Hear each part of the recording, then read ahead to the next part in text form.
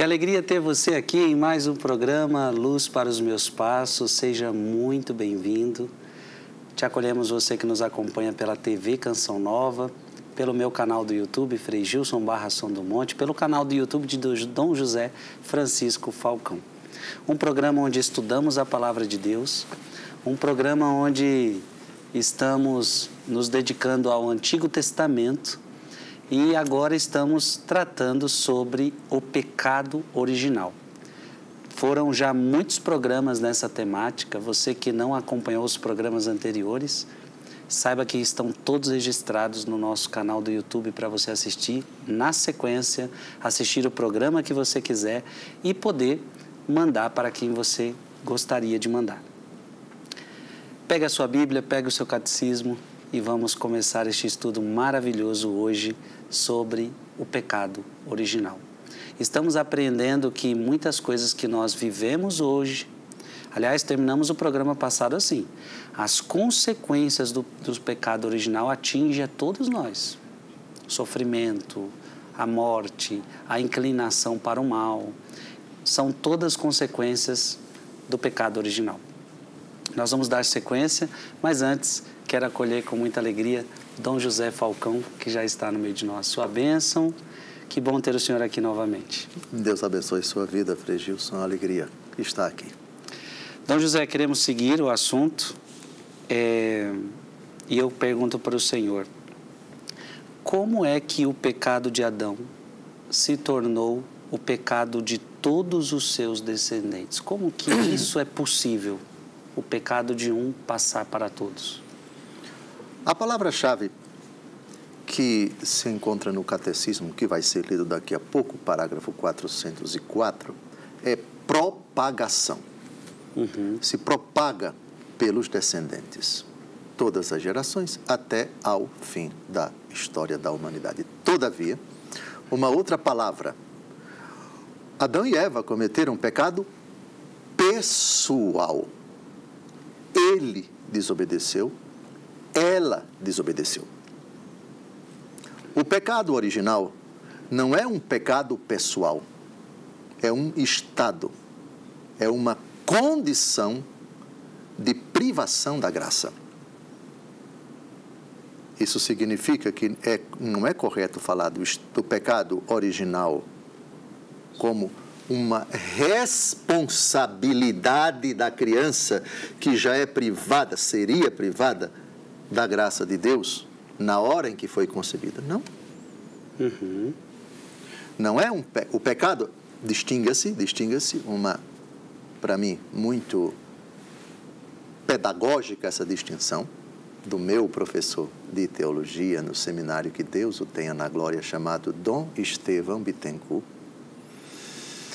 Pecado original originante, pecado original originado. Pecado original originante, o pecado das origens, cometido pessoalmente por Adão e por Eva. Pecado original originado, a privação da graça na hora em que o ser humano vem à existência no ventre de sua mãe. E não tem nada a ver com pecado pessoal. É uma condição, um estado de privação da graça. Ficou claro? Sim. Então agora vamos ao parágrafo 400. Ou seja, Deus não está nos responsabilizando pelo pecado de Adão. Então a culpa é de Adão e eu tenho que pagar essa culpa. Não. As consequências da decisão pessoal deles, dentre todas elas, inclusive a morte, é a privação da graça no momento em que a pessoa é concebida. De novo, Romanos capítulo 5, versículo 12. Vamos ler o texto e depois a gente vai comentar. Catecismo da Igreja Católica, parágrafo 404. Eu diria, Frei Gilson, e eu diria para todos vocês, talvez, esse seja o parágrafo mais importante do estudo do pecado original em Quantos programas já fizemos até agora? Foram bastante. Mais de 10? Não sei. Talvez mais de 10? Sem dúvida, mais de 10. Talvez esse seja. Se vocês compreenderem bem esse parágrafo, eu devo dizer, vocês compreenderam tudo.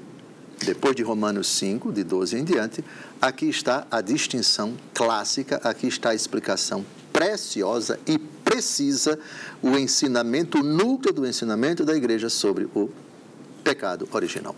Parágrafo 404. De que maneira o pecado de Adão tornou-se o pecado de todos os seus descendentes? O gênero humano inteiro é em Adão como um só corpo de um só homem. Em virtude desta unidade do gênero humano, todos os homens estão implicados no pecado de Adão, como todos estão implicados na justiça de Cristo. A transmissão do pecado original é, contudo, um mistério que não somos capazes de compreender plenamente. Sabemos, porém, pela revelação, que Adão havia recebido a santidade e a justiça originais, não exclusivamente para si, mas para toda a natureza humana. Ao cederem ao tentador, Adão e Eva cometem um pecado pessoal, mas este pecado afeta a natureza humana, a qual eles transmitirão em um estado decaído. É um pecado que será transmitido por propagação à humanidade inteira. Isto é, pela transmissão de uma natureza humana privada da santidade e da justiça originais. Por isso, o pecado original é dominado pecado de maneira analógica. Comparação. É um pecado contraído e não cometido. Um estado e não um ato. Pronto. A explicação para mim é perfeita. Não é um pecado pessoal cometido pela criança, de forma alguma. É contraído.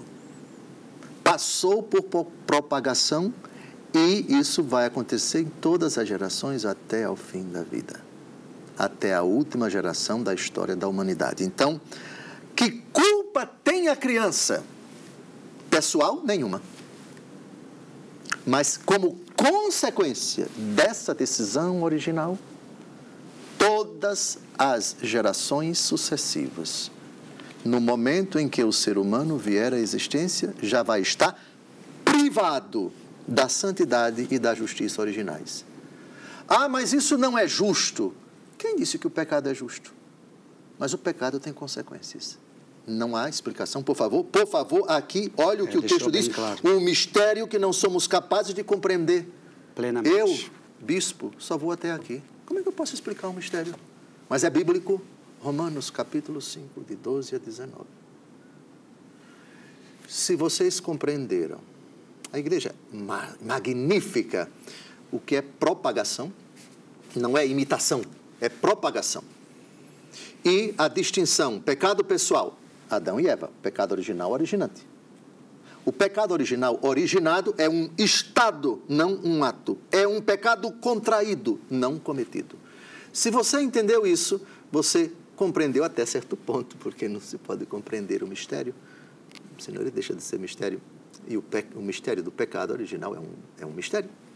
Se você compreendeu, pelo menos essa distinção da igreja, você entendeu o dogma do pecado original. Então, é um pecado contraído e não cometido. Exato. Um estado e não um ato. Isso. Eu já quero colocar aqui para as pessoas, para deixarem elas com esse sabor, porque aqui já entraria aquela pergunta, Dom José, mas que o senhor não vai responder agora, mais na frente, que esse pecado eu contraí de Adão e Eva. E existe hoje muitas pessoas que acreditam que ainda eu posso contrair o pecado do meu pai. Por exemplo, meu pai Jorge, minha mãe Helena. Então, eu acho que é uma coisa que nós vamos tentar esclarecer um pouquinho mais à frente, não é isso? Exatamente. Se você compreendeu isso, você não vai de forma alguma, enveredar por esse ensinamento, que nunca foi o ensinamento da igreja, de que é necessário, é preciso que você invoque a Deus, que você realize missa de cura disso, daquilo, outro, para que Deus perdoe os pecados dos pais que eles estariam passando, ou que eles seriam uma herança, pecado pessoal deles, a chamada cura de gerações, não sei, como se chama? Cura de gerações, não é? Exatamente. Então, acho que é oportuno a gente abordar isso mais para frente. Saiu recentemente, fresquinho, ainda no forno, um documento da Conferência Nacional dos Bispos da Espanha sobre esse assunto. E eu acho que na íntegra vale a pena a gente abordar isso.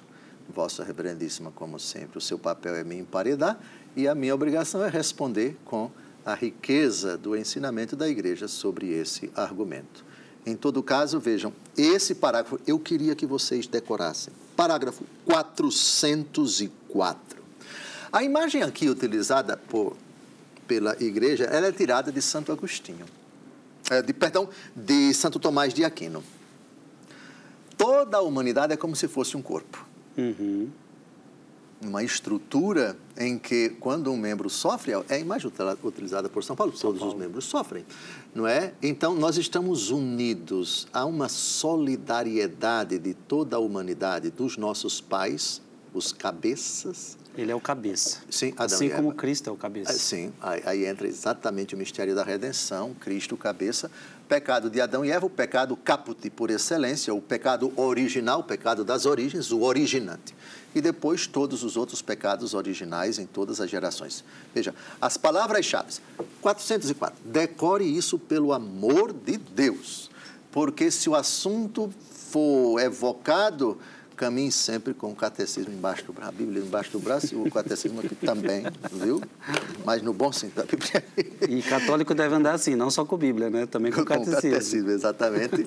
Porque se o assunto vier, o pecado original, que ensinamento mais esdrúxulo, não tem nada de esdrúxulo, que ensinamento mais misterioso, sim. E a explicação, qual é a diferença, que culpa tem, que culpa não tem. Parágrafo 404. As palavras-chave estão aqui. Pronto. E a gente vai avançando, porque compreendendo isso, não entra na nossa cabeça, não tem lugar na nossa pregação a ideia de cura de gerações no sentido dado pelo documento da Conferência Nacional dos Bispos da Espanha, que vamos abordar quando terminarmos de vez esse assunto do... Então, se prepare, porque nós vamos, então, tratar dessa questão. Se o pecado dos seus pais mesmos, seus pais de sangue, se os pecados deles passam para você. Isso a gente vai tratar ainda em próximos programas. Mas eu quero agora perguntar para Dom José, o pecado original, ele corrompeu completamente a natureza humana ou ela simplesmente ficou ferida? A natureza humana não ficou corrompida. Essa visão de massa damnata, em latim, ou seja, uma massa de condenação, alguns tentam imputar, atribuir a Santo Agostinho. Martinho Lutero, era um monge agostiniano. E ele, digamos assim, radicalizou o pensamento de Santo Agostinho, que, na verdade, determinadas afirmações de Santo Agostinho, digamos que Lutero radicalizou. Mas a visão católica, ela não é uma visão a respeito da natureza humana pós-pecado, não é uma visão pessimista, no sentido de que a natureza humana ficou completamente corrompida. Não. Ficou ferida. Mas com a graça de Cristo ela é renovada, apesar de o batismo não tornar a pessoa imune das concupiscências, da inclinação para o pecado. Então, a visão cristã, católica, do homem após o pecado é de uma natureza ferida. Permita-me convidar a Vossa Reverendíssima para ler o parágrafo 405 do Catecismo da Igreja Católica. Embora próprio a cada um, O pecado original não tem, em nenhum descendente de Adão, caráter de falta pessoal. Isso é importantíssimo, não é falta pessoal. Não é um pecado pessoal dos pais, avós, que passa para a criatura humana na hora em que ela é concebida. Não. Não vem nenhum pecado pessoal de outra pessoa privar a graça, da graça, no momento em que a pessoa é concebida. Não. É um estado. É algo contraído, não cometido. Avante. Consiste na privação da santidade e da justiça originais. Então, eu não vou mais nascer em santidade e nem em justiça. Todos pecaram, estão privados da glória de Deus. Mas a natureza humana não está totalmente corrompida. Ela está ferida em suas próprias forças naturais, submetida à ignorância, ao sofrimento e ao poder da morte. E inclinada ao pecado. Esta propensão ao mal é chamada concupiscência. Propensão ao mal. Olha a definição bonita de concupiscência. Continue. O batismo, ao conferir a vida da graça de Cristo, apaga o pecado original e faz o homem voltar para Deus. No entanto, as consequências de tal pecado sobre a natureza, enfraquecida e inclinada ao mal, permanecem no homem e o incitam ao combate espiritual. Pois bem. Então, essa é a visão católica. A visão não posso dizer hoje porque o fenômeno do protestantismo é bastante diversificado. São muitas correntes teológicas, muitos pensamentos, muitas denominações. Mas Martinho Lutero tinha essa concepção. A concepção de que o homem, a natureza humana ficou completamente corrompida. Se ficou completamente corrompida, em que consistiria, segundo ele, a justificação? O manto do Redentor envolvia, segundo Lutero, o manto do Redentor mediante a fé e a conversão, e para algumas denominações o batismo também. O manto de Cristo reveste a pessoa, de sorte que Deus declara a pessoa como santa. Mas veja, é uma justificação no sentido forense. Forense vem de tribunal, né? O juiz declara. Mas a declaração não toca a essência da natureza que, para Lutero, continua sendo corrompida. Então, o que é o homem justificado, segundo essa concepção? É o homem revestido do manto do Redentor. Deus olha para ele como não sendo culpado. Mas nessa visão, o homem essencialmente é corrompido. Essa é a visão original do mundo protestante. Uhum. A visão católica, totalmente corrompida, não. É privado da graça de Deus, mas o sangue de Cristo não apenas faz com que Deus declare a pessoa santa, mas verdadeiramente renove na essência, ontologicamente a criatura. Aspergir-me serei puro do pecado e mais branco do que a neve ficarei. São Paulo, na 2 aos Coríntios, aquele que está em Cristo é uma nova criatura. Nova criatura. As coisas velhas passaram. Essa é a visão católica. Está claro? Ou seja, a justificação, ela é ontológica, ela é metafísica, se você quiser. É no âmago do ser. Então, foi batizado, é a criatura puríssima no seu ser, na sua essência, no seu interior. Então, para nós católicos, o batismo muda a essência, muda o caráter. Sim. Por isso que fala que imprime caráter. Sim, imprime caráter, não pode ser reiterado, não pode ser repetido. Exatamente. A propósito, eu acho que nas palavras de Jesus, das palavras de João capítulo 3, das palavras de Jesus sobre a renovação da pessoa, eu acredito que uma das mais importantes é o diálogo de Jesus com Nicodemos, no capítulo 3 do Evangelho segundo João. É necessário nascer de novo, quem não nascer da água, etc, etc. Vamos descobrir aí a partir de que versículo? Versículo 3? João, capítulo 3. Sim. Vamos, versículo 5. Do versículo 3 ao versículo 5. Jesus replicou-lhe: em verdade te digo, quem não nascer de novo não poderá ver o reino de Deus. Nicodemos perguntou-lhe: como pode um homem renascer sendo velho? Porventura pode tornar a entrar no seio de sua mãe e nascer pela segunda vez?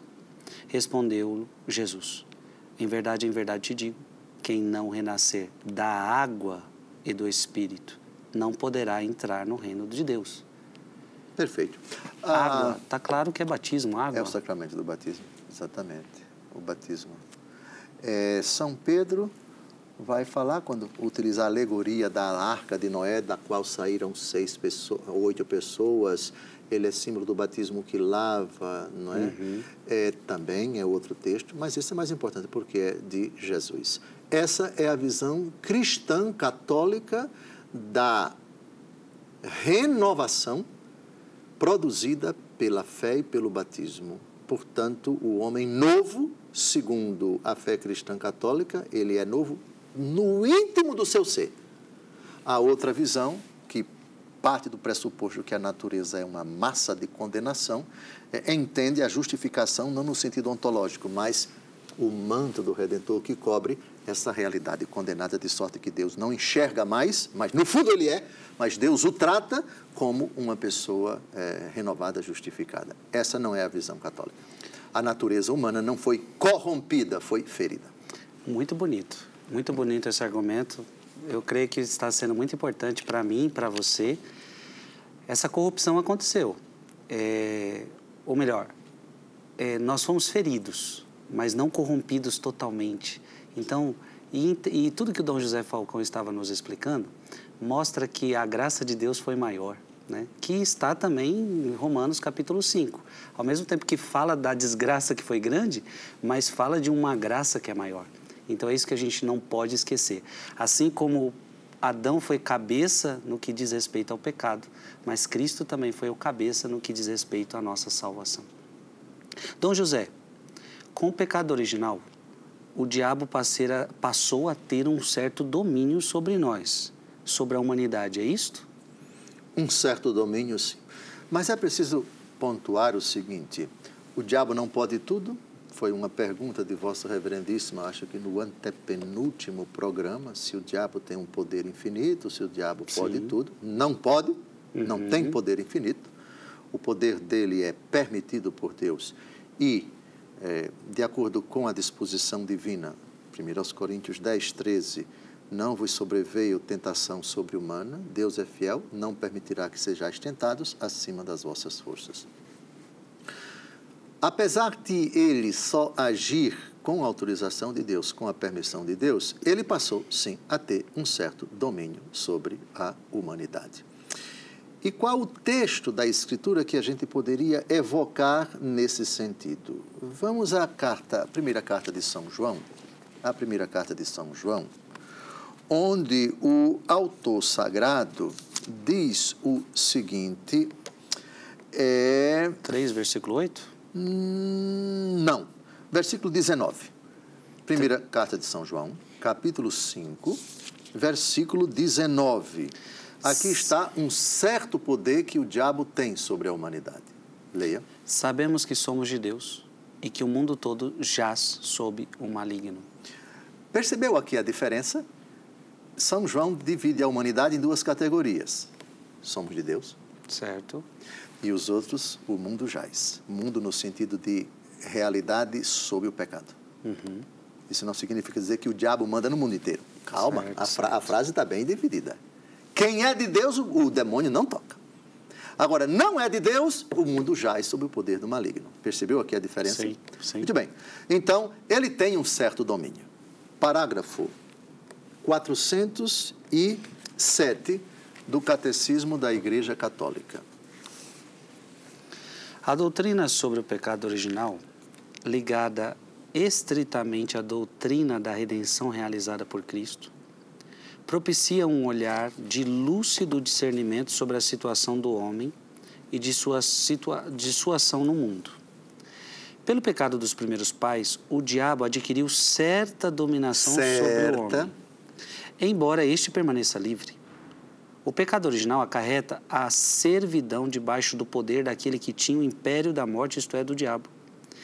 Ignorar que o homem tem uma natureza ferida, inclinada ao mal, dá lugar a graves erros no campo da educação, da política, da ação social e dos costumes.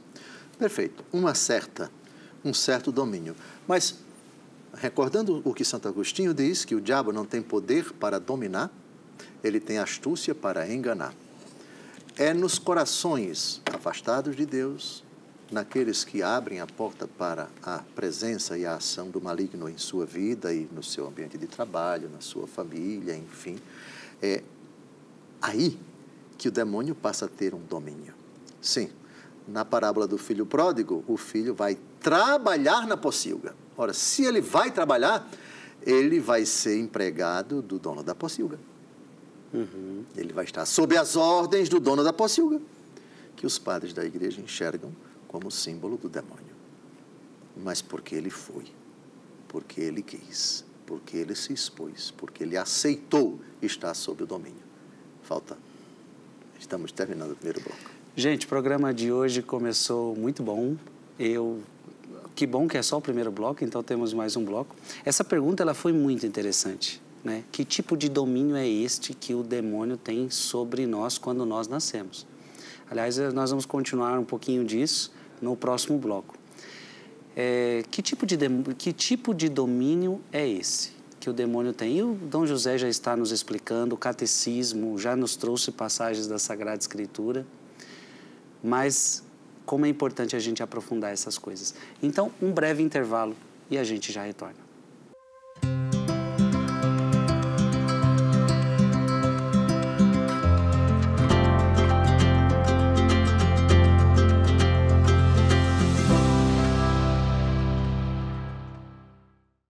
Estamos de volta, programa Luz para os Meus Passos.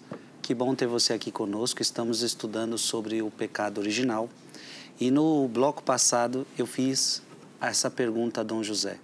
Com o pecado original, o diabo passou a ter um certo domínio sobre a humanidade.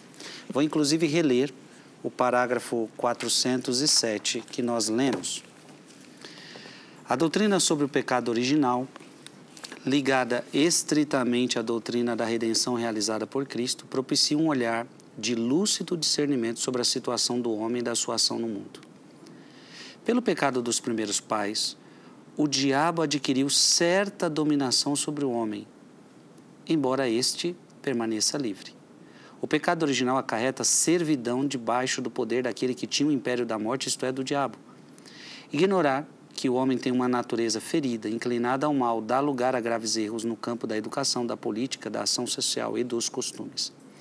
Então, José, eu queria que o senhor aprofundasse, a gente tentasse aprofundar mais. Pelo pecado dos primeiros pais, o diabo adquiriu certa dominação sobre o homem, embora este permaneça livre. Então, fica claro que o homem permaneceu livre, o diabo não tem como tocar nisto. Assim como Deus deixa o ser humano livre, o diabo também não pode tocar na liberdade. Mas que tipo de domínio é esse? E eu queria trazer um texto da Escritura, ver se tem a ver neste caso. Porque 1 João, o senhor leu 1 João 5,19. Mas 1 João 3,8 diz: aquele que peca é do demônio, porque o demônio peca desde o princípio, e eis porque o Filho de Deus se manifestou, para destruir as obras do demônio. Ou seja, esse texto coaduna com isso, ou seja, como entramos no reino do pecado, então agora este é o domínio que eles têm sobre nós? O poder do demônio na vida de uma pessoa, numa estrutura, vamos falar das estruturas de pecado, que é uma expressão válida, a doutrina social da igreja utiliza, São João Paulo II utilizou várias vezes, mas a igreja cuida de explicar. As estruturas de pecado, elas são feitas por pessoas. Certo. E são reguladas por leis preparadas pelas pessoas, elaboradas pelas pessoas, promulgadas pelas pessoas, interpretadas pelas pessoas. Então, não existe uma personalidade de uma estrutura. Quando se fala de estrutura de pecado, né, essa realidade, às vezes de natureza social, política, em âmbito de legislação, de instituições, etc., são realidades onde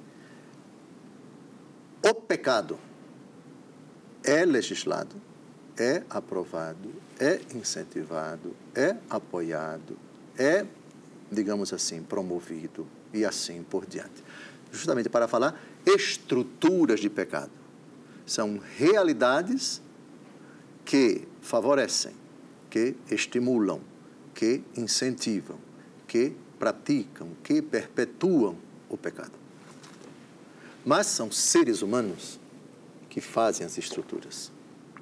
Ainda que um ser humano sozinho não consiga mudar as estruturas de pecado, com a graça de Deus e a ajuda e a organização e a, digamos assim, a estruturação de realidades anti-pecado, é possível reverter a coisa, ainda que com muitas dificuldades aqui, ali e acolá. Então, o poder do demônio, ele é um poder que se perpetua até certo ponto, que continua, que está solidificado, está estruturado, está enraizado em determinados ambientes, estruturas de pecado. Aí, sem dúvida nenhuma, se pode perceber que ele reina, entre aspas. Não reine o pecado no vosso coração, diz a carta aos Romanos. Não reine o pecado. O reinado de Satanás é, antes de tudo, no coração da ou das pessoas. É nesse sentido que se pode falar do domínio. O domínio que tem vários graus. O do consentimento no pecado. Aí se fala também de infestação diabólica, se fala de obsessão diabólica, de laço diabólico, se nós quisermos uma outra distinção no mundo da demonologia, e a possessão demoníaca. Então, veja, são muitos graus, digamos assim, de domínio de Satanás em âmbito pessoal, em âmbito familiar, de microcomunidade, de macro-realidades e de proporções, digamos assim, para além de um limite de uma região, de uma cidade e assim por diante. É nesse sentido, o mundo jaz sob o poder do maligno. 1 João, capítulo 5, versículo 19, lido por vossa reverendíssima. Pois bem, mas não é um poder irrevogável, irreversível, intangível, etc. O poder de Satanás reside exatamente na cooptação da liberdade da criatura, sozinha ou acompanhada, às ciladas, aos embustes, aos enganos, às propostas de Satanás. Muito sábia, no meu entendimento, aqui é precisamente isso. O pecado original acarreta a servidão do poder daquele que tinha o império da morte. Servidão. Sim. E a atitude, a condição do filho na pocilga, acho que é o exemplo mais, dentre todas as parábolas, que mostra isso. Depois, mais para frente, veja, o ignorar que o homem tem uma natureza ferida, inclinada ao mal, dá lugar a graves erros no campo da educação, da política, da ação social e dos costumes. Alguém já falava de uma, aspas, agora tem que colocar bastante aspas aí, de uma possessão demoníaca em determinados ambientes sociais, em determinados lugares, em determinadas estruturas claramente grotescas, pecaminosas, onde, de fato, a frieza, a rebeldia, o ódio contra a pureza, contra Deus, contra o que é sagrado, o insulto, o escárnio de todos os valores, coisa que nós, com o celular hoje, não é difícil você perceber certas agressões, certas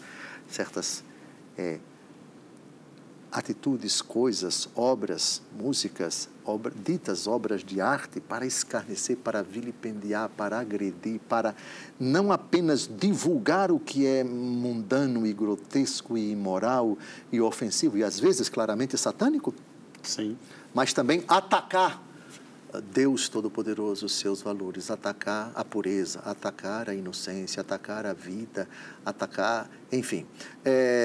O domínio, sim, do coração do homem que, infelizmente, tem o poder, talvez às vezes, não posso dizer em todos os, mas também, sem saber que está a serviço desse inimigo medonho e pavoroso. Obviamente, se você abre a porta do seu coração, da sua intimidade, da sua privacidade, da sua liberdade, se você consente naquilo que é das trevas, naquilo que é ofensivo, naquilo que é agressivo, naquilo que é vilipendiador de tudo que recorda Deus, que evoca Deus, que leva a Deus, a sua palavra, a sua doutrina, sem dúvida alguma, é um domínio que a gente não pode ignorar. São realidades que, lamentavelmente, nós percebemos, e eu diria até com uma, eu não digo frequência, mas não é difícil de você encontrar nas mídias sociais, enfim, essas coisas horripilantes e assustadoras.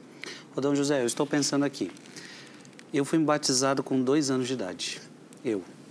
Qual é o tipo de domínio, ainda nessa pergunta, qual é o tipo de domínio que o demônio tem sobre mim, teve sobre mim, desde da minha concepção, até eu chegar ao batismo? Então, que tipo de domínio é esse? Até eu ser batizado. Porque quando eu fui batizado, recebi o Espírito Santo, apagou meu pecado original. Mas esses 2 anos da minha vida ali, criança, eu não tive pecado pessoal, nada. E aqui está deixando claro que o demônio, com o pecado original, tem um certo domínio. Antes desse batismo, desses meus 2 anos, que tipo de domínio era esse? Eu estava acorrentado ao demônio? Eu não era de Deus? Como que a gente pode entender isto? Romanos, capítulo 3, versículo 23, texto que já citamos aqui no estudo. Privação. Se você está privado da graça de Deus, entendi, você não tem a presença de Deus, a força de Deus, a luz de Deus, a pureza de Deus, a santidade de Deus. Logo você está nas trevas. Sim, exatamente. Romanos 3, 23. Todos pecaram, estão privados da glória de Deus. Mas o versículo seguinte é que é bonito. Por favor, lê agora o 24. Romanos 3, 24. Toda vez que a Escritura trata de um texto que aborda num versículo algo assustador, não se desespere, porque vem o versículo seguinte. Leia o 24. Com efeito, todos pecaram e todos estão privados da glória de Deus. Versículo 24. E são justificados gratuitamente por sua graça. Tal é a obra da redenção realizada em Jesus Cristo. Que maravilha. Por isso, um pai cristão, uma mãe cristã, deve ter esses 2 versículos na sua mente. É lindo, é bonitinho, é rechonchudinho, dá vontade de morder, de abraçar, que coisinha linda, inocente, e inocente de pecado pessoal, mas está privado da graça de Deus. Então, providenciar imediatamente. Diga, talvez, seu pai e sua mãe demoraram demais, mas meu pai e minha mãe também demoraram demais, porque eu passei 30 dias depois de nascido sem ser batizado. Mas está resolvido, e vosso reverendíssima também. Privação da graça de Deus. Entendi. Dom José, vamos agora dar um salto. São João Batista, apontando para Jesus, chamou Jesus o Cordeiro de Deus que tira o pecado do mundo. Então, ou seja, Jesus é apontado como aquele que vai tirar o pecado do mundo. Inclusive li 1 João capítulo 3, versículo 8, é para isso que ele veio, para destruir as obras do diabo. Então, o que significa essa expressão? O mundo tem pecado? O pecado é um ato pessoal. O pecado só pode ser cometido por pessoas. Pessoas angélicas, no caso, os demônios, que já cometeram o único pecado, que é um pecado irreversível, que nós vimos aqui nas suas 2 dimensões, de soberba e de inveja. Lembra disso? Sim. Pronto. Bem, então, no mundo angélico, os pecados foram cometidos por pessoas angélicas, por anjos, por espíritos puros. No mundo dos homens, o pecado só pode ser cometido por pessoas. A palavra mundo, ela se torna ambígua isto é, tem vários significados na Bíblia. Mundo como criação de Deus, mundo como realidade redimida por Cristo e mundo como realidade afastada de Cristo. O mundo jaz sob o poder do maligno, lembra disso? Sim. Mas no sentido, o mundo é feito de pessoas. O mundo, no sentido de todo o gênero humano, também se pode entender, não é? E de pelo mundo inteiro, isto é, por cada parte, por cada centímetro quadrado da face da terra, enfim. No mundo tereis tribulações, mas tende coragem, eu venci o mundo. O que é que no mundo foi vencido por Cristo? O que está no mundo? O diabo, o pecado e a morte. Eu venci o mundo. João 16, 33. Então, a palavra mundo, ela adquire um significado, ela é polissêmica, isto é, tem vários sentidos. Aqui, o pecado do mundo é o pecado de pessoas, é o pecado de pessoas que fazem comunidades, de pessoas que constituem famílias, de pessoas que constituem um ambiente de trabalho, de pessoas que integram uma estrutura, integram uma sociedade, integram uma civilização, integram ambientes. Disso trata, por favor, Primeiro vamos ler o texto, que aliás é a frase de São João Batista, João capítulo 1, versículo 29, essa frase é dele. É a primeira pessoa que diz, eis o Cordeiro. Bom, vamos ouvir São João Batista apontando para Nosso Senhor. João, capítulo 1, versículo 29. 29. No dia seguinte, João viu Jesus que vinha a ele e disse: eis o Cordeiro de Deus que tira o pecado do mundo. Pronto. Pecado do mundo. Pecado de todas as pessoas que viveram, que vivem e que vão viver no mundo. Uhum. Agora vamos comprovar isso com o Catecismo da Igreja Católica, no parágrafo 408. 408. Catecismo da Igreja Católica, parágrafo 408. As consequências do pecado original e de todos os pecados pessoais dos homens conferem ao mundo, em seu conjunto, uma condição pecadora, que pode ser designada com a expressão de São João, o pecado do mundo. Com esta expressão se quer expressar também a influência negativa que exercem sobre as pessoas as situações comunitárias e as estruturas sociais que são frutos dos pecados dos homens. Pronto, então, estruturas sociais, como eu disse, situações comunitárias, se há uma realidade ali, você percebe, o pecado mantém, o pecado sustenta, o pecado é aprovado, o pecado é incentivado, o pecado é louvado, o pecado é aplaudido. Naquela realidade, aquela realidade é feita de pessoas. Sim. Então, é precisa a expressão de São João Batista, pecado do mundo. Pecado das pessoas, que fazem as estruturas, as comunidades, os ambientes, as sociedades, as leis, as estruturas do mundo. Então, é um mundo de pecado. Sim, sim. Por isso que 1 João capítulo 2, versículo 15, não ameis o mundo e nem as coisas do mundo. Então, é nesse sentido, é este mundo que está declarado. Sempre, Vossa Reverendíssima pontuou bem, a palavra mundo na Bíblia tem 3 significados, sobretudo no 4º Evangelho também. Eu venci o mundo, eu venci essas realidades. Sim. Ide pelo mundo inteiro, é outro sentido. Isto aí, planeta Terra. Todo o planeta Terra, exatamente. E também o mundo jaz sob o poder do maligno, é outro sentido. O sentido, isto é, aqueles que pertencem ao demônio, que praticam as obras das trevas, que estão afastados de Deus, esses jazem. Jazer significa morrer, né? O corpo está lá. Aqui jaz fulano de tal.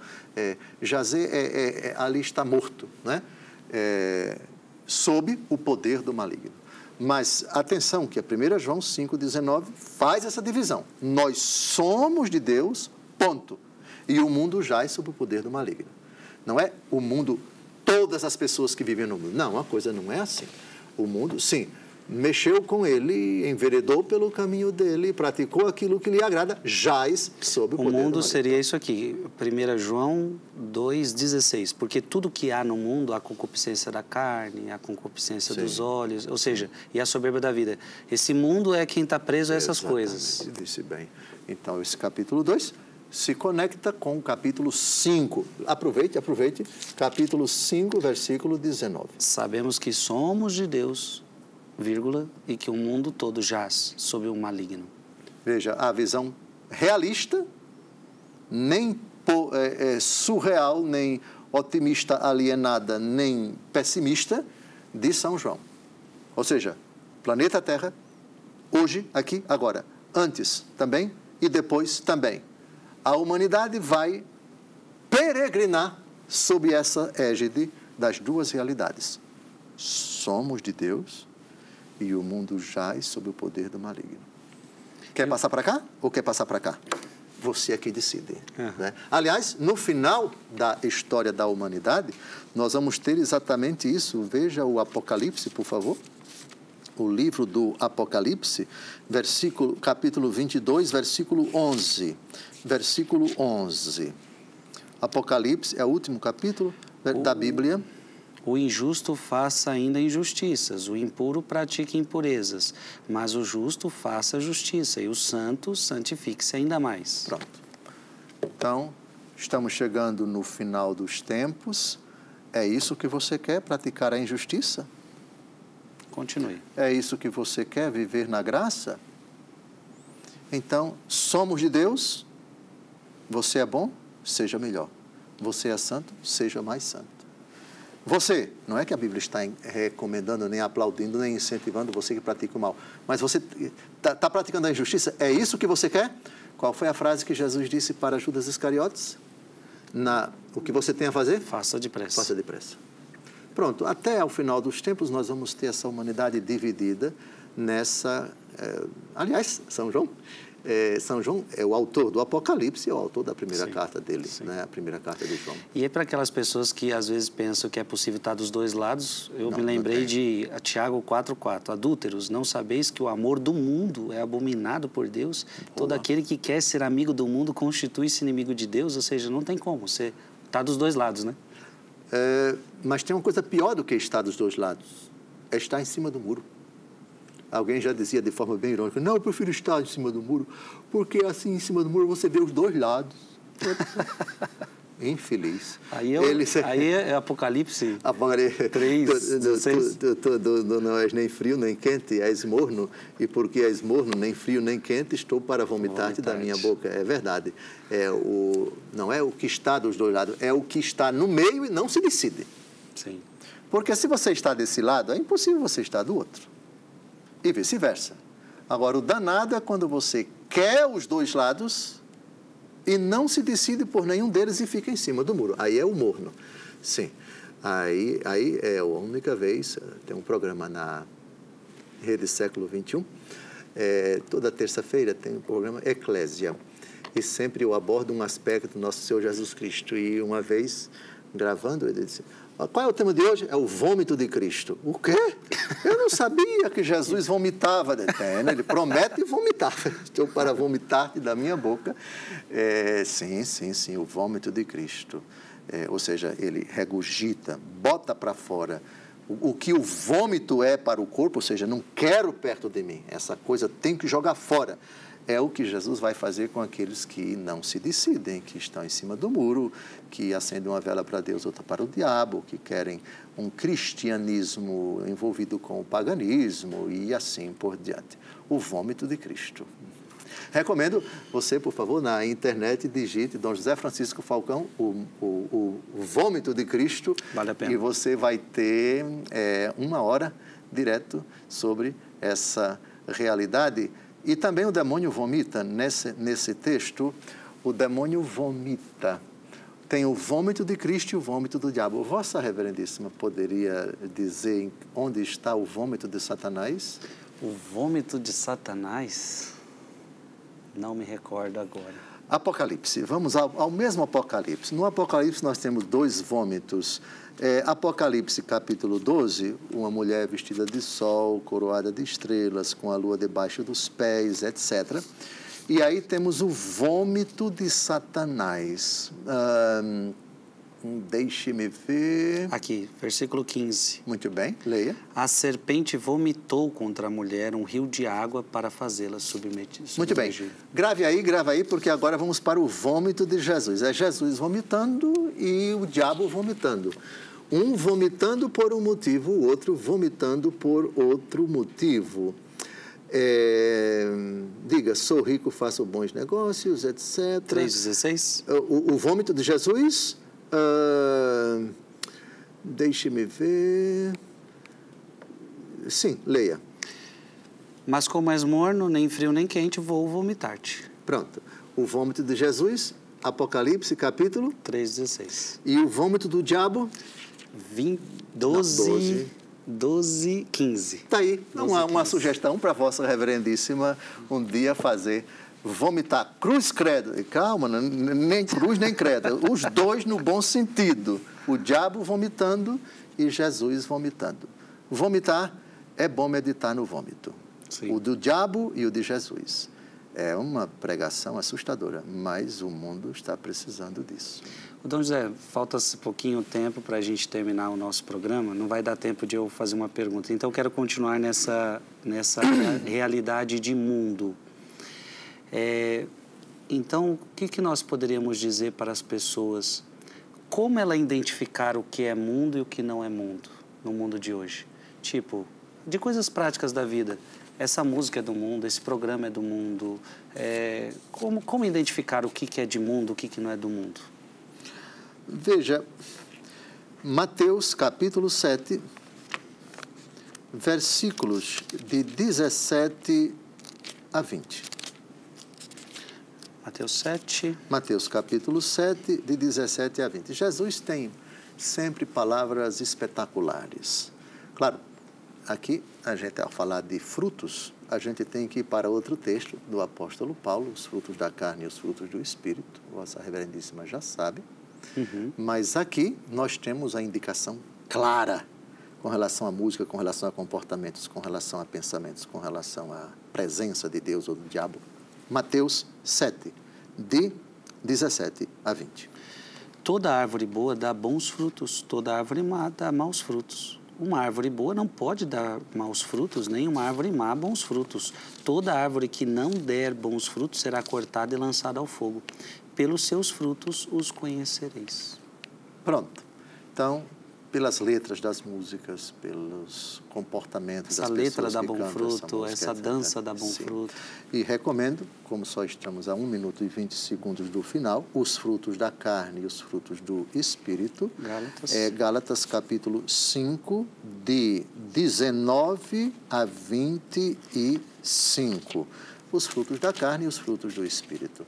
Por esses frutos vós os conhecereis. Então você conecta as palavras de Jesus com as do apóstolo Paulo. Muito bom.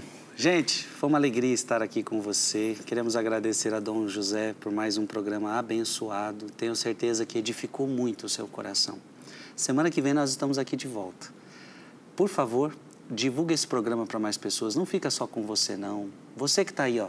Nossa, que programa maravilhoso, já está acabando. Você vai ficar só com você?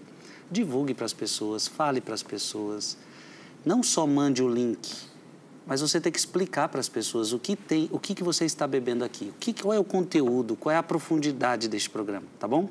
Então, esperamos você na semana que vem e ainda vamos tratar sobre o pecado original. Vamos agora pedir a bênção de Deus. Abençoe-vos Deus Todo-Poderoso, Pai, e Filho e Espírito Santo. Amém. Amém.